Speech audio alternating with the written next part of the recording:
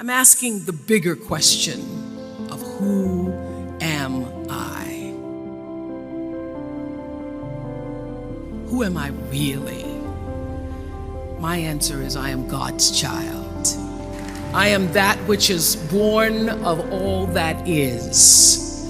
I am, as Pierre de Chardin said, a spiritual being having a human experience, come trailing the breath of the ancestors yet, but trailing the breath of the angels, and understanding that because I am connected to the source of all that is possible for me.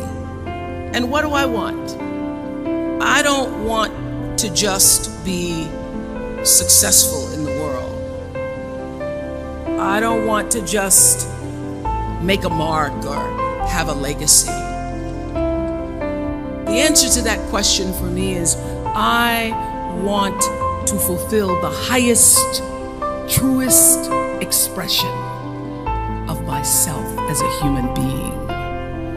I want to fulfill the promise that the Creator dreamed when He dreamed the cells that made up me. What do I want? You must have some kind of vision for your life. Even if you don't know the plan, you have to have a direction in which you choose to go.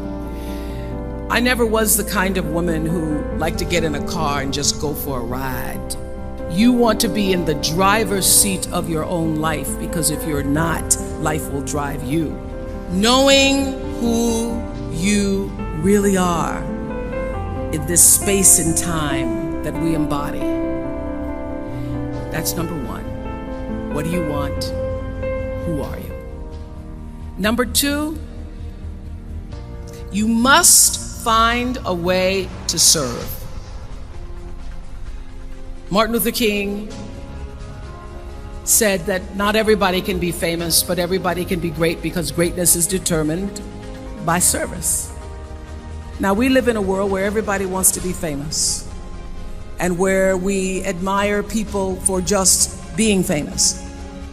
We think being known brings us value. The truth is, all of that will fade in time. Service and the significance that you bring to your service is that which is lasting. So to be able to, whatever your occupation or job or talent or gift is, our honorees today getting doctorate degrees, to apparently opposite fields, HIV and AIDS and the spoken word.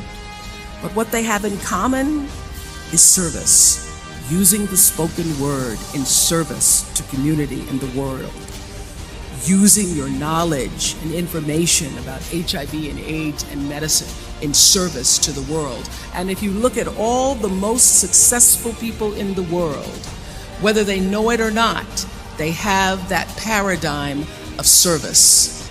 Service through medicine, service through art. Using whatever it is you produce, your product, as a way of giving back to the world. When you shift the paradigm of whatever it is you choose to do to service, and you bring significance to that, success will, I promise you, follow you. Be excellent. Let excellence be your brand. Everybody talks about building a brand. I never even knew what that was. When people say, you're a brand, I would say, no, I'm just Oprah. What I recognize now is that my choice to, in every way, in every example, in every experience, to do the right thing and the excellent thing is what has created the brand.